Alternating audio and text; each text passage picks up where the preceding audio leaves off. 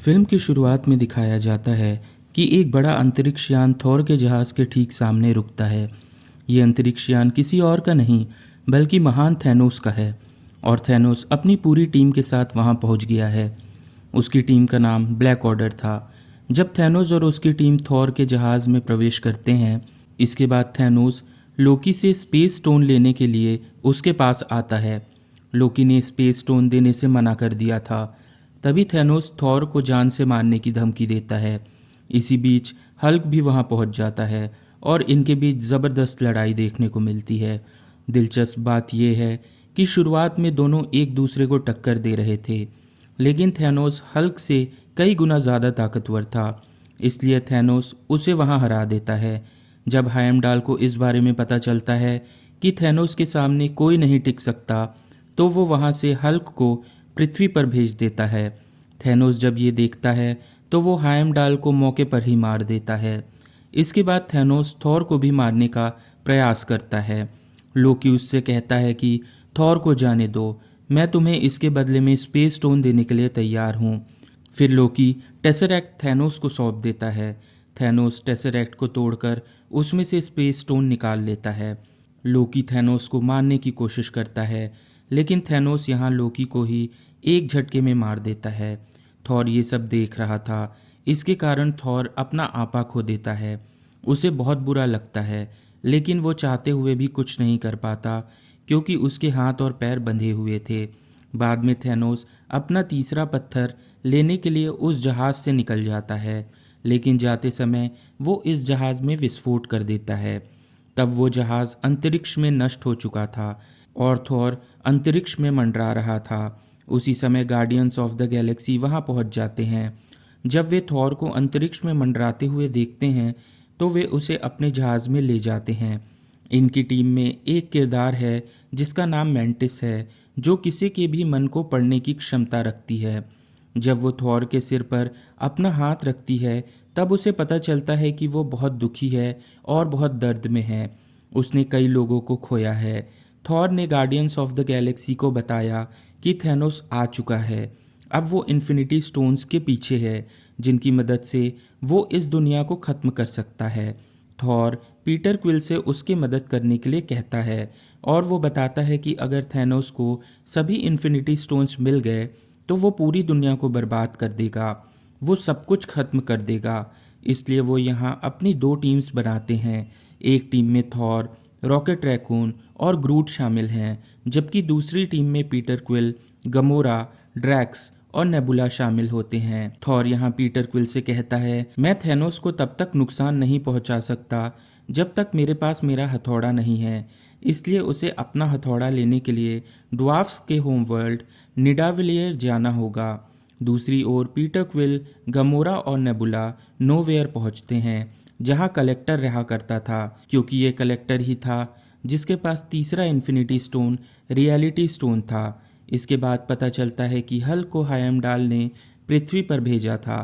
पृथ्वी पर वो न्यूयॉर्क में सैंक्टम सैंक्टोरम में गिरता है, जहां डॉक्टर स्ट्रेंज और वोंग मौजूद थे। हल्क उन दोनों को बताता है कि थैनोस आ गया है, अब हमें कोई नहीं बचा सकता। हल्क को घबराया देखकर डॉक्टर स्ट्रेंज भी अब चिंतित हैं।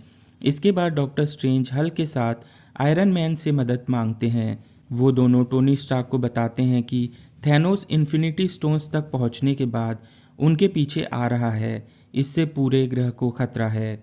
अगर उसे सारे इन्फिनिटी स्टोन्स मिल गए तो पृथ्वी खतरे में पड़ सकती है। अब इन्फिनिटी स्टोन्स के बारे में थोड़ी सी जानकारी बताई गई है। सबसे पहले आता है पावर स्टोन। इसकी शक्ति ये है कि ये किसी भी इंसान की शक्ति को कम भी कर सकती है और उसकी शक्ति को बढ़ा भी सकती है। दूसरे नंबर पर आता है स्पेस स्टोन। इसमें ऐसी शक्ति है कि ये किसी भी चीज़ को एक स्थान से दूसरे स्थान पर ट्रांसपोर्ट कर सकती है। तीसरे नंबर पर आता है रियलिटी स्टोन। इस पत्थर में ऐसी शक्ति है कि ये किसी की वास्तविकता में परिवर्तन ला सकता है। इसका मतलब है कि आप अपनी इच्छा अनुसार एटमॉस्फेयर को बदल सकते हैं। चौथे नंबर पर आता है टाइम स्टोन और ये स्टोन अभी डॉक्टर स्ट्रेंज के पास है। इस स्टोन में ये शक्ति है कि ये अपने अनुसार समय को पीछे या आगे बढ़ा सकता है। सोल स्टोन पांचवा स्टोन है। इसमें ये शक्ति है कि ये किसी की भी आत्मा का कंट्रोल आपके हाथ में दे सकता है। इसका ये भी मतलब है कि हम उस आत्मा से वो करवा सकते हैं जो भी हम चाहते हैं। अंतिम स्टोन है माइंड स्टोन। इसमें इतनी शक्ति है कि ये किसी का भी दिमाग को अपने वश में कर सकता है। ये है इन्फिनिटी स्टोन्स की डिटेल्स। सभी स्टोन्स की शक्ति प्राप्त कर थैनोस पूरी दुनिया में अपना पकड़ बनाना चाहता है। सभी ग्रहों पर जहाँ लोगों की आबादी सभी ग्रहों पर जहाँ लोगों की आबादी बढ़ गई है, वो चाहता है कि वहाँ आबादी आधी हो जाए। इस तरह रिसोर्सेज का लाभ वहाँ के सभी लोगों को मिलेगा। इस तरह कुल मिलाकर संतुलन भी बना रहेगा ब्रह्मांड में। थैनोस आधी आबादी को मारने की बात कर रहा था और वो इन इन्फिनिटी स्टोन्स को पाने के लिए कुछ भी कर सकता है। जब टोनी स्टार्क को पूरी कहानी पता चलती है कि थैनोस इस ब्रह्मांड में आधी आबादी को बर्बाद करना चाहता है, इसलिए वो ये सोचता है कि अगर इन 6 स्टोन्स में से एक पत्थर को नष्ट कर दिया जाए तो थैनोस का मकसद पूरा नहीं हो पाएगा और हम पृथ्वीवासियों को बचा पाएंगे। वो डॉक्टर स्ट्रेंज से कहता है कि आपके पास टाइम स्टोन है, हमें इसे नष्ट क्यों नहीं करना चाहिए। ऐसा करने से हो सकता है कि थैनोस को अपने मिशन में सफलता ना मिले। ये सुनकर डॉक्टर स्ट्रेंज आश्वासन देते हैं कि मैं अपनी मृत्यु तक इस टाइम स्टोन की रक्षा करता रहूँगा। मैं इस स्टोन का रक्षक हूँ और इसलिए मैं इसे कभी नष्ट नहीं होने दूंगा। फिर वे यही सोचते हैं कि विजन के पास भी माइंड स्टोन है। यदि हम उस पत्थर को नष्ट कर देते हैं तो थैनोस कभी भी वो नहीं कर पाएगा जो वो चाहता है। इस कारण से वे तुरंत विजन से संपर्क करना चाहते हैं, लेकिन यहाँ पता चलता है कि विजन ने अपना ट्रांसपोर्टर बंद कर दिया है। दूसरी तरफ सिविल वॉर की घटना के बाद अवेंजर्स की टीम 2 ग्रुप में बंट गई है। इस बारे में जानने के लिए हमारी सिविल वॉर की एक्सप्लेनेशन देख सकते हैं। एक टीम कैप्टन अमेरिका की थी और दूसरी आयरन मैन की। हल्क वहाँ टोनी स्टार्क से कहता है कैप्टन अमेरिका को शायद विजन के बारे में जानकारी होगी। टोनी स्टार्क बताता है नहीं, मैं कैप्टन अमेरिका से बिल्कुल भी बात नहीं करता। इस पर ब्रूस बैनर उससे कहता है आप शायद इस बात से अनजान हैं कि हमारा मुकाबला किससे होने वाला है। मेरी बात सुनो और कैप्टन को तुरंत बुलाओ। उसी समय उन्हें किसी चीज़ की आवाज़ सुनाई देती है। जब वे खिड़की से झांकते हैं तो उन्हें एक बड़ा स्पेसशिप न्यूयॉर्क की ओर बढ़ता हुआ दिखाई देता है। ये देखकर वे समझ जाते हैं कि संकट निकट आ गया है। दूसरी ओर पीटर पार्कर का स्पाइडर सेंस टिंगल करता है। स्पेसशिप को देखकर वो भी स्कूल बस से बाहर निकलकर उस स्पेसशिप के पीछे जाने लगता है। तभी देखा जाता है उस स्पेसशिप से 2 आदमी निकलते हैं। एक का नाम एबनी मॉ है जबकि दूसरे का नाम ऑब्सीडियन है। एबनी मॉ के पास टेलीकिनेटिक शक्तियां हैं जिसके ज़रिए किसी भी चीज़ को बिना छुए एक जगह से दूसरे जगह तक उठाकर फेंक सकता है और ऑब्सीडियन के पास सुपर स्ट्रेंथ है। अब एवेंजर्स को टाइम स्टोन की रक्षा करना था। यहाँ उन लोगों के बीच लड़ाई शुरू होती है। अब यहाँ बेहद दिलचस्प नज़ारा देखने को मिलता है। यहाँ आयरन मैन ने अपने नैनो सूट का यूज़ किया है और वो एबनी मॉ के हमले को पहले ही प्रयास में रोक देता है। अब यहाँ लड़ाई के कई बोल्ड सीन्स भी देखने को मिलते हैं। एबनी मॉ बहुत शक्तिशाली होने के कारण अपने मिशन में लगातार सफल होते जा रहा है। आयरन मैन और डॉक्टर स्ट्रेंज मिलकर थैनोस के ब्लैक ऑर्डर का मुकाबला कर रहे होते हैं। इसमें स्पाइडरमैन भी इनका साथ देता है। ब्रूस बैनर किसी कारण से हल्क में नहीं बदल पा रहा होता है। इसके बाद एबनी मॉ टाइम स्टोन को हथियाने के लिए डॉक्टर स्ट्रेंज के पास पहुंचता है। डॉक्टर स्ट्रेंज को छोड़कर टाइम स्टोन को कोई नहीं निकाल सकता था, इसलिए वो वहाँ से डॉक्टर स्ट्रेंज को अपने स्पेसशिप में ले जाता है। लेकिन वो इस बात से अनजान था कि टोनी स्टार्क और स्पाइडरमैन भी उसके अंतरिक्ष यान के पीछे पड़े हुए हैं। यहाँ पर स्पाइडरमैन को टोनी स्टार्क ने एक नया सूट दिया है जिससे वो अंतरिक्ष में सांस ले सकता है। अब टोनी और पीटर भी ब्लैक ऑर्डर के स्पेसशिप में प्रवेश करते हैं। यहाँ हमें पता चलता है कि ब्लैक ऑर्डर के 2 और मेंबर्स प्रॉक्सिमा मिडनाइट और कॉर्वस ग्लेव माइंड स्टोन को हथियाने के लिए विजन की ओर गए हैं। अब ये दिखाया गया है कि प्रॉक्सिमा मिडनाइट और कॉर्वस ग्लेव वांडा और विजन पर अचानक हमला कर देते हैं। कॉर्वस ग्लेव अपने हथियार से विजन को घायल कर देता है और अब वांडा इस लड़ाई में अकेली रह जाती है, इसलिए वे वांडा पर भारी पड़ने लगते हैं। उसी समय कैप्टन अमेरिका वहां पहुंच जाता है और वो फैल्कन और नताशा यानी ब्लैक विडो की मदद से उनसे लड़ते हैं। कैप्टन अमेरिका और टीम मिलकर ब्लैक ऑर्डर का सामना करते हैं और इस बार ये उन्हें रोकने में सफल होते हैं। यहाँ पर प्रॉक्सिमा मिडनाइट और कॉर्वस ग्लेव दोनों एक पोर्टल खोलकर वहाँ से भाग जाते हैं। अब विजन बहुत बुरी तरह से घायल हो गया था। फिर वे सभी तय करते हैं कि विजन को ठीक करने के लिए ब्लैक पैंथर की मदद लेंगे। अब दृश्य गार्डियंस ऑफ द गैलेक्सी की ओर बढ़ता है, जहाँ गमोरा और पीटर बात करते हुए आगे बढ़ रहे हैं। गमोरा यहाँ पीटर को बताती है, कई साल पहले थैनोस उसके ग्रह पर आया था, फिर उसने हमारे ग्रह की आधी आबादी को मार डाला। मेरी माँ भी उनमें से एक थी। इस बार मैं थैनोस को ऐसा नहीं करने दूंगी। मेरे पास एक सीक्रेट है, इस वजह से थैनोस मुझे लेने के लिए यहाँ ज़रूर आएगा। और वो पीटर से कहती है, तुम्हें मुझसे प्रॉमिस करना होगा, यदि थैनोस मेरा अपहरण करने के लिए संघर्ष करता है तो तुम्हें मुझे मारना होगा। पीटर ऐसा करने को तैयार नहीं था। अंत में वो गमोरा से वादा करता है। फिर वे उस जगह चले जाते हैं जहाँ कलेक्टर रहता है।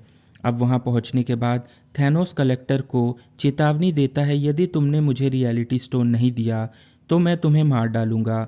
लेकिन तभी गमोरा वहाँ पहुँचकर थैनोस को मार देती है। पर तभी हमें पता चलता है कि थैनोस पहले ही उस जगह पर आ चुका था और उसने रियलिटी स्टोन भी हथिया लिया था। जो नज़ारा हमें दिखा वो असल में थैनोस द्वारा बनाया गया होता है। ये रियलिटी स्टोन की ताकत थी, ये सिर्फ गमोरा को फंसाने के लिए था। जब पीटर क्विल को इसके बारे में पता चला कि थैनोस गमोरा को अपहरण करने वाला है, वो अपने बंदूक से गमोरा को मारने की कोशिश करता है।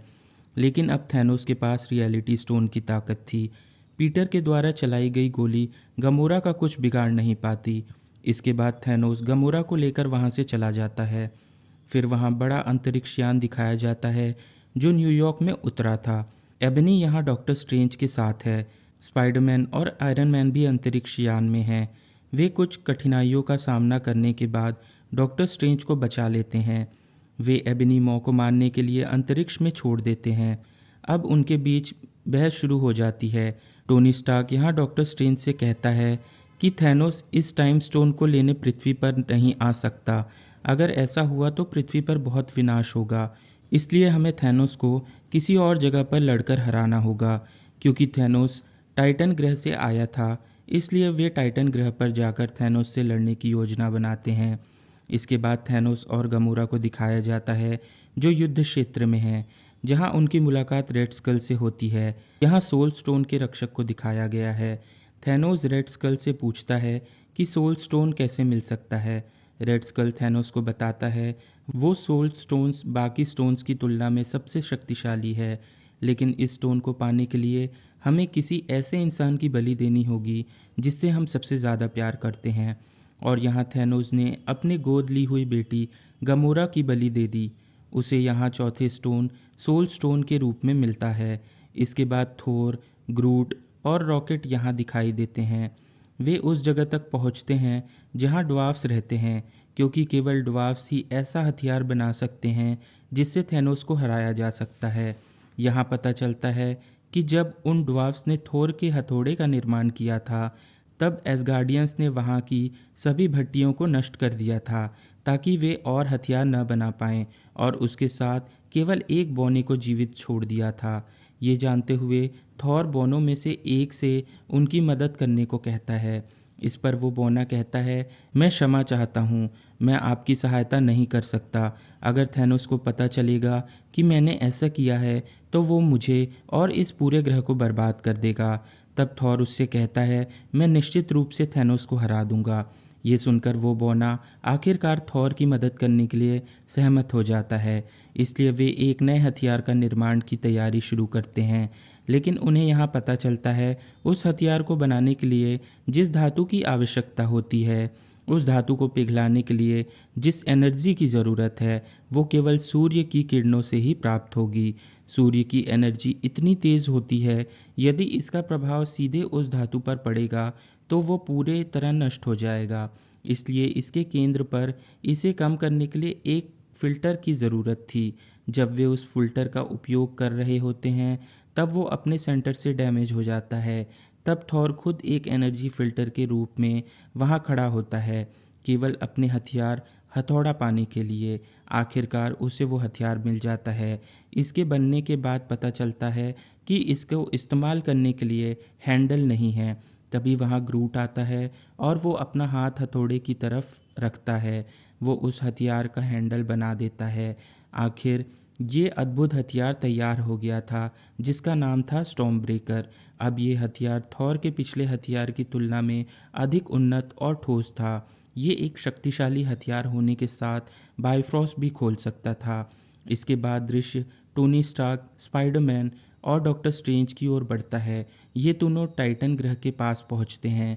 नेबुला ने यहाँ मैंटिस को एक संदेश दिया है, टाइटन ग्रह पर तुम्हारी ज़रूरत है। तो पीटर क्विल, ड्रैक्स और मैंटिस वहाँ पहुँच जाते हैं। यहाँ पता चलता है कि डॉक्टर स्ट्रेंज थैनोस के आने से पहले ही पूर्वानुमान लगाना शुरू कर देता है। वो जांचता है कि कितनी संभावनाएं हैं कि वे थैनोस से जीत सकते हैं। उन्हें पता चलता है कि ऐसी केवल एक ही संभावना है जिससे वे थैनोस से जीत सकते हैं। ठीक उसी समय थैनोस वहाँ पर आता है, जो डॉक्टर स्ट्रेंज से टाइम स्टोन छीनने के लिए टाइटन ग्रह पर पहुँचा था। इसके बाद captain America, Bruce banner, Wong और विजन देखे गए हैं, जो विजन के साथ वकांडा पहुँचे थे। उनका नेतृत्व करने वाला कोई और नहीं बल्कि ब्लैक पैंथर था। यहाँ पता चलता है कि वे सभी माइंड स्टोन को नष्ट करने के लिए यहाँ आए हैं। फिर ब्लैक पैंथर की बहन, जिसका नाम शूरी है, वो सभी से कहती है, मैं माइंड स्टोन को विजन से अलग कर सकती हूँ, लेकिन मुझे इसे पूरा करने के लिए समय चाहिए। फिर वे लोग कहते हैं, ठीक है, हम यहाँ ब्लैक ऑर्डर से लड़ेंगे। उस समय तक माइंड स्टोन को विजन से अलग करने का प्रयास करो। तब पता चलता है कि थैनोस की पूरी ब्लैक ऑर्डर टीम विजन से माइंड स्टोन को हथियाने के लिए वहाँ पहुँचती है। प्रॉक्सिमा, मिडनाइट, ऑब्सीडियन और कॉर्वस ग्लेव यहाँ आते हैं। ब्लैक पैंथर का वकांडा पृथ्वी पर सबसे आधुनिक टेक्नोलॉजी का प्रयोग कर सकता था। ब्लैक पैंथर वहाँ एक विशाल सुरक्षा कवच बनाता है, लेकिन ब्लैक ऑर्डर बहुत बड़ी सेना लेकर आई होती है। ब्लैक पैंथर और अवेंजर्स ये डिसाइड करते हैं कि हम सुरक्षा कवच को थोड़ा सा सामने से खोल देंगे, जिससे कि हम सामने से उनका मुकाबला कर सकें। वो ऐसा ही करते हैं और यहाँ अवेंजर्स और ब्लैक ऑर्डर की सेना के बीच युद्ध छिड़ जाता है। शूरी उस समय तक माइंड स्टोन को विजन से अलग करने की कोशिश कर रही होती है। फिर यहाँ इस फिल्म की एक ज़बरदस्त लड़ाई दिखाई गई है जो अवेंजर्स और ब्लैक ऑर्डर टीम के बीच चल रही थी। ब्लैक ऑर्डर के पास बहुत बड़ी सेना थी और हमारे हीरोज़ संख्या में उनसे बहुत कम थे, लेकिन फिर भी वे बहादुरी से उनका सामना कर रहे थे। अब यहाँ थॉर की एंट्री होती है, जो यहाँ रॉकेट रैकून और ग्रूट के साथ आया था। वो गुस्से से चिल्लाता है, कहाँ है थैनोस, और फिर अपनी शक्ति से दुश्मनों को मारने लगता है। प्रॉक्सिमा, मिडनाइट, कॉर्वस ग्लेव और ऑब्सीडियन सहित ब्लैक ऑर्डर टीम के सभी सदस्य वे यहाँ मारे जाते हैं। अवेंजर्स विजन को भी इस लड़ाई में शामिल कर लेते हैं। इसके बाद थैनोस दिखाई देता है, जो Spiderman, Peter Quill, Drax, Doctor Strange और टोनी स्टार्क से लड़ रहा है। वे उसे कंट्रोल करते हुए थैनोस के हाथ से इन्फिनिटी गॉन्टलेट को हटाने की पूरी कोशिश करते हैं, लेकिन थैनोस इतना शक्तिशाली है कि वो सभी को मारना शुरू कर देता है। वो अपने सामने किसी को टिकने नहीं दे रहा था, लेकिन इस लड़ाई के दौरान एक समय ऐसा आता है जब पूरी टीम थैनोस को पकड़ लेती है और स्पाइडरमैन उसके हाथ से इन्फिनिटी गॉन्टलेट को अलग करने ही वाला था कि तभी पीटर क्विल यहाँ एक गलती कर देता है। वो उसके पास आकर थैनोस से पूछता है, तुमने गमोरा के साथ क्या किया? और वो थैनोस के चेहरे पर मुक्का मारना शुरू कर देता है और बंदूक से भी वार करता है। परिणाम स्वरूप थैनोस फिर से होश में आ जाता है और वो फिर से अपना गॉन्टलेट पहनकर उन सभी को मारना शुरू कर देता है। यहाँ एक बार फिर ज़बरदस्त लड़ाई देखने को मिलती है, जहाँ आयरन मैन थैनोस से लड़ रहे हैं। वहीं थैनोस के शरीर से खून की एक बूंद गिरती है, लेकिन इस वजह से वो आक्रामक हो जाता है। वो टोनी स्टार्क को उसके ही ब्लेड से घायल कर देता है। फिर डॉक्टर स्ट्रेंज थैनोस से कहता है, उसे मत मारो, उसे जाने दो। यदि तुम उसे जाने दोगे तो मैं तुम्हें टाइम स्टोन दे दूंगा। डॉक्टर स्ट्रेंज को टोनी स्टार्क को बचाने के लिए इसका बलिदान देना पड़ता है और वो अपना टाइम स्टोन थैनोस को सौंप देता है। जैसे ही थैनोस को उसका 5वां स्टोन मिलता है वो उत्साह से चिल्लाना शुरू कर देता है। इसके बाद वो स्पेस स्टोन का यूज़ करते हुए वहाँ से चला जाता है और वो सीधे पृथ्वी पर वकांडा पर उतरता है, जहाँ अवेंजर्स और ब्लैक ऑर्डर टीम की बीच लड़ाई चल रही थी। वांडा और विजन के बीच बहस चल रही है। विजन वांडा से कहता है, यहाँ अगर थैनोस ने आकर मुझे मारने के बाद माइंड स्टोन ले लिया तो पृथ्वी नष्ट हो जाएगी। तुम्हें इस स्टोन को अभी नष्ट करना होगा ताकि थैनोस जो करना चाहता है वो ना कर पाए। अब वांडा ना चाहते हुए भी माइंड स्टोन को विजन से अलग करने की कोशिश करती है। आखिरकार वो उस माइंड स्टोन को अलग करने में सफल हो जाती है। जैसे ही वो इसे नष्ट करना शुरू करती है तभी थैनोस वहाँ आ जाता है। वहाँ आकर वो समय को वापस कर देता है, वो वक्त जब विजन के सर पर माइंड स्टोन था, और वो विजन के सर से माइंड स्टोन निकाल लेता है। इससे विजन वहीं मर जाता है। अब यहाँ के सभी इन्फिनिटी स्टोन्स पर थैनोस का कब्जा हो गया था। उसी समय थॉर वहाँ दिखाई देता है और वो अपना हथौड़ा थैनोस पर मारता है, जो सीधे उसके सीने में घुस जाता है। लेकिन थैनोस यहाँ थॉर से कहता है, थॉर तुमने गलती कर दी, तुम्हें इस हथौड़े से मेरे सर पर वार करना था। फिर थैनोस अपनी चुटकी बजाता है। इसके कारण पूरा ब्रह्मांड 2 भागों में बंट गया था। फिर दृश्य सोल वर्ल्ड में चला जाता है, जहाँ थैनोस खुद को बिल्कुल अकेला पाता है और वहाँ छोटी गमोरा है। वो अपने पिता से कहती है, ऐसा करके तुमने क्या खोया? तब थैनोस उत्तर देता है, सब कुछ। इन्फिनिटी स्टोन्स को पाने के लिए लड़ाई में उसने अपना सब कुछ खो दिया था, क्योंकि उन्हें गमोरा से बेहद प्यार था। दुर्भाग्य से वो अब उसके जीवन का हिस्सा नहीं थी। इसके बाद थैनोस वास्तविक दुनिया में वापस आ जाता है। फिर यहाँ उसके सामने बाकी अवेंजर्स और थॉर हैं।